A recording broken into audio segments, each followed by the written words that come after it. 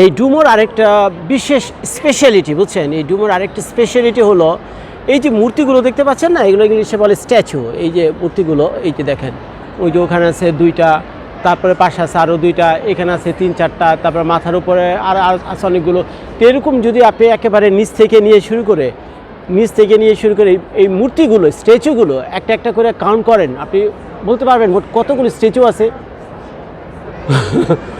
নিশ্চয়ই বলতে পারবেন না, কারণ বলার কথা না, কারণ আপনি তো এটা গণেননি। এখন আমি আপনাদের বলে দিতেছি ভাই, আমি বলিনি, এটা বলছে কি গুগলে। তো শানু বুঝছো নাকি? এই যে এক একটি স্ট্যাচু আছে না, মূর্তিগুলো দেখতে পাচ্ছি এখানে, ওই দেখো ওই যে গর্ত গর্ত করে করে এক একটি স্ট্যাচু আছে।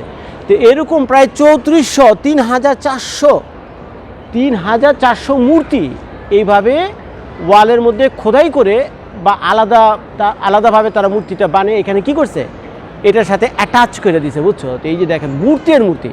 তো এটা তো সামনেটা দেখালাম, আমার মনে হয় ডাইনে বায়ে যদি যান সেখানেও অসংখ্য মূর্তি টুর্তি রয়েছে।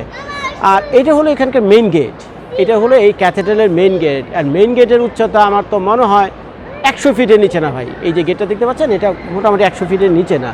তো আমি যখন শুনলাম এটা 3400 3400 খালি মূর্তি আছে এটার ভিতরে, পরে আমি একটু দেখতে এলাম সামনে যে এত মূর্তি কোথায় পেলো। আমি তো দূর থেকে খুব একটা দেখিনি, এটাকে অনেকটা দূর থেকে কি মনে হয় ডিজাইন করা মনে হয়। এই যে দেখেন না মূর্তিগুলোকে যখন আমি দূর থেকে দেখছিলাম, এটাকে মানে মোটামুটি একটু ডিজাইনের মতো মনে হয়েছিল, এই যে মূর্তি বাইরে থেকে বুঝেই যায় না। তো সামনে এসে দেখে হলো এই কাহিনী। ওই যে আমি আরও ভালো করে দেখাই, আর একটু জুম করে দেখাই, দেখছেন ওই যে মূর্তি,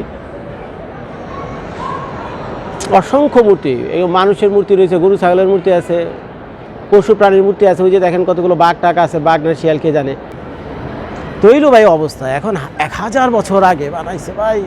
এই আমলে বানায় না হয় বুঝতে পারতাম, কম্পিউটার আছে, কম্পিউটারের মাধ্যমে ডিজাইন করে অনেক কিছু করা যায়, কম্পিউটারের মাধ্যমে ডিজাইন করে অনেক কিছু বানানো জানায়। কিন্তু 1000 বছর আগে, 1500 বছর আগে এগুলো কেমনে বানাইলো?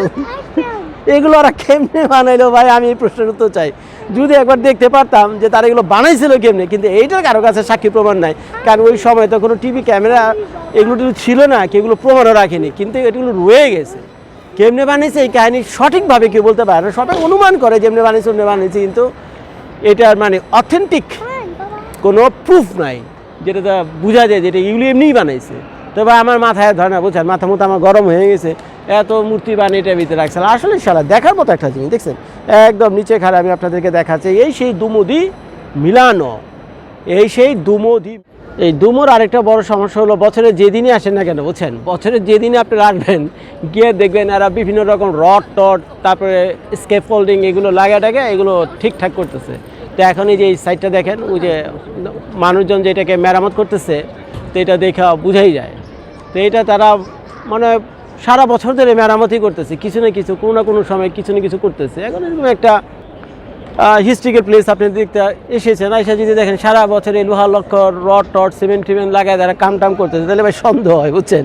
কারণ অরিজিনাল তো অরিজিনালি। এখন আপনি যদি এসে দেখেন সিমেন্ট ইট বালু দিয়ে এটা বানাইতেছে, তখন ভাই একটু সন্দেহ হয়। তো যাই হোক, ওদের উচিত ছিল এটা যখন এরা মেরামত করে তখন এটার কাপড় টাপড় ঢেকে দিয়ে যাতে পাবলিক যাতে না দেখতে পারে, বুঝছেন। নাহলে পাবলিকের মনোবল ভেঙে যাব, তারা আসলটা দেখতেছে না নকলটা দেখতেছে, এটা তো ভাই তখন সন্দেহ ঢুকে দিব। তো তাদের উচিত ছিল কাপড় টাপড় ঢেকে হয়তো দরকার হলে 1 মাস 2 মাস বন্ধ রেখা তারপরে এই ঠিকঠাক করে আবার এটা ওপেন করে দেওয়া। তো সচরাচর আপনারা যেখান থেকে আসেন না কেন, আমার বিশ্বাস যে আপনারা মিলানে যে মেইন রেল স্টেশন রয়েছে, সেই রেল স্টেশনটি মোটামুটি এদের ডাউনটাউন বা সেন্টার বলা যেতে পারে। মেইন যে রেল স্টেশনটা রয়েছে মিলানো সেন্ট্রো বলে এটাকে, মিলানো সেন্ট্রো রেল স্টেশন। ওই রেল স্টেশনের ভিতরে আন্ডারগ্রাউন্ড মেট্রো স্টেশন রয়েছে। তো সেই মেট্রো স্টেশন ধরে আপনার একেবারে সরাসরি এই যে ওই যে মানুষগুলো ওখানে বসে আছে না, ঠিক এই কোনা এই নিচে, এটা নিচেই হলো মেট্রো স্টেশন। তো আপনারা যদি ওই যে ইয়েলো কালারের একটা ট্রেন আছে, এখানে কয়েকটা কালার ট্রেন আছে, প্রায় 6টা কালার। ইয়েলো কালারটা সম্ভবত M3 যদি আমি ভুল না করে থাকি। তো সেই ট্রেনটাতে M3 বা ইয়েলো কালারের যে লাইনটা দেখবেন আপনারা ম্যাপের ভিতরে, আমি তো ম্যাপের ভিডিও করছি, দেখে নিন আপনারা। তো সেখান থেকে সেই লাইন ধরে আপনারা যদি ওই ইয়েলো লাইনটা ফলো করেন, তাহলে ইয়েলো লাইনটা হলো মানে ওই M3 যে মেট্রোটা রয়েছে সেটা কোন পথে যাতায়াত করে সেটার একটা ইয়েলো লাইন আছে পুরো ম্যাপের ভিতরে। তো সেটার দিকে তাকালে আপনারা দেখতে পারবেন যে ওই দুমো পড়বে, মানে স্টেশনের নাম হলো দুমো। তো সেই দুমো স্টেশনে এসে নামলে পায়ে হেঁটা 1 মিনিট উপরে উঠলেই এই এই দুমুদি মিলানো আপনারা পেয়ে যাবেন একদম এই কোনাটার ভিতর দিয়ে, বুঝছেন, একদম এই কোনাটার ভিতর দিকে এসে হাইটা এই তো এইটার উপরে উঠে যাবেন। যদি দিনের বেলা আসেন তাহলে এটার উপর আপনারা উঠতে পারেন, আর যদি রাতের বেলা আসেন তাহলে তার উঠতে পারবেন। এটা মনে হয় বিকেলবেলায় বন্ধ টন্ধ করে দেয়, তাই এসে অনেকক্ষণ ঘোরাঘুরি করবেন। এইটাই হলো মিলানের সবচেয়ে বড় আকর্ষণ। আসলে মিলানে দেখার মতো আর তেমন উল্লেখযোগ্য কিছু নাই, কিছু শপিং মার্কেট টার্কেট আছে, বুঝছেন, কিছু শপিং কমপ্লেক্স আছে, ওখানে ঘোরাঘুরি করবেন। আর এই দুমো দেখার জন্য সচরাচর এখানে মানুষজন আসে। তো সব তো বলেই দিলাম আমি। আপনার মেট্রো রেল হলো সবচেয়ে সহজ, বাসের কাছে আসার দরকার নেই, মেট্রো দিয়ে সুন্দর। এখানে ভাই আমার সামনে দেখতে পাচ্ছেন 1টা 2টা 3টা 4টা 5টা পুলিশের গাড়ি রয়েছে, এবং এটা হলো এই ডুমো, এই ডুমোর ঠিক সামনে ঠিক না অনেকটা সাইডে, এই যে এখানে।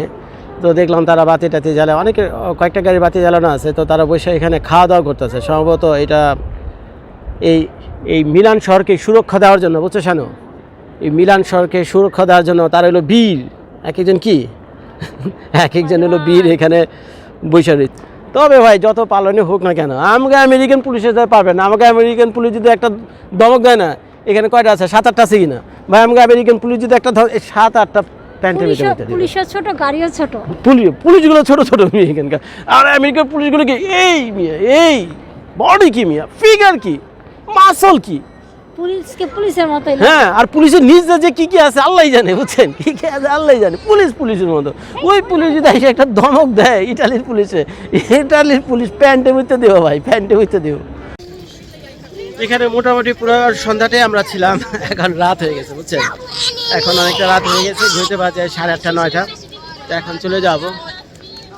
তো এখানে পাশে একটা ম্যাকডোনাল্ডস ছিল, তো ম্যাকডোনাল্ডস থেকে আমাদের বাচ্চাদেরকে খাওয়ালাম, তারপরে অরণ্যের মা ছিল, তো বসে খাওয়া দাওয়া করে ওইখানে প্ল্যানিং করছিলাম যে রাত্রে তো আবার ডিনার করতে হবে। ম্যাকডোনাল্ডস খেতে আমাদের পোষাবে না, আমার বাচ্চারা খেয়েছে। তো সেই ডিনারের প্ল্যান করতে বেশ একটু সময় লেগে গেছে। পরে খুঁজে পেলাম আমি যেখানে উঠছি, যে এয়ারবিএনবিতে উঠছি, সেই এয়ারবিএনবির পাশেই একটা কাবাব হাউস রয়েছে। তো সেই কাবাব হাউসে যাব, এখান থেকে বের হই। একটা সেকেন্ড দাঁড়াও। সেই কাবাব হাউসে যাবো এখান থেকে। তো যাওয়ার আগে যখন আমি এখান থেকে যাচ্ছিলাম, তো মেট্রো যে টার্মিনালটা আছে না, মেট্রো টার্মিনালটা এক্স্যাক্টলি এই জায়গাটার ভিতরে, ওখানে ওই কোনাটার ভিতরে ওই যে লেখা আছে মেট্রো, দেখতে পাচ্ছেন, মেট্রো টার্মিনালটা এক্স্যাক্টলি এই ডুমো যে ইটা রয়েছে, ল্যান্ডমার্কটা রয়েছে, ওটা ঠিক একেবারে ঘোরা দিয়ে কাছে। তো হঠাৎ খেয়াল করলাম যে রাতের আলোতে যে আলোকসজ্জা, বুঝছেন, তো আলোকসজ্জাতে অপূর্ব সুন্দর লাগছিল এই ডুমোকে। তো শেষবারের মতো ডুমোকে দেখে নেই, কেন আর কবে কোনোদিন মিলান আসা হয় কিনা তা তো যায় না। তো শেষবারের মতো ওরা যাওয়ার সময় দুইটা চুম্মা দিয়ে যায়, বুঝছেন, আর কখন এই ডুমোকে, বুঝছেন। তো চল যারা দেখে রাতের বেলা, তখন আপনি হয়তো বলবেন যে জজ ভাই দিনের বেলা দেখেছেন মিয়া ডুমো দেখতে, রাতের বেলা কেমন, অনেকে বলছে অনেক সুন্দর। হ্যাঁ, খারাপ না, মোটামুটি সুন্দর আছে। তো 4-5টা আমি 360 ডিগ্রি করে ঘুরে দেখাই, দেখেন আপনারা। আর এখানে আরেকটা জিনিস নোংরা করছে, ওই যে সামনে ওই যে টাম্বু টাঙ্গায় কী করে না করে, ওইটার ভিতরে পুরো পরিবেশ নষ্ট করে ফেলছে। আর চারদিকে হকার আর হকার। তো এই হলো রাতের পরিবেশ ডুমো। চলে যাচ্ছি বাড়ি। কালকে রাত্রে এই সময় সুইজারল্যান্ড থাকবো, তো করবেন আমাদের জন্য।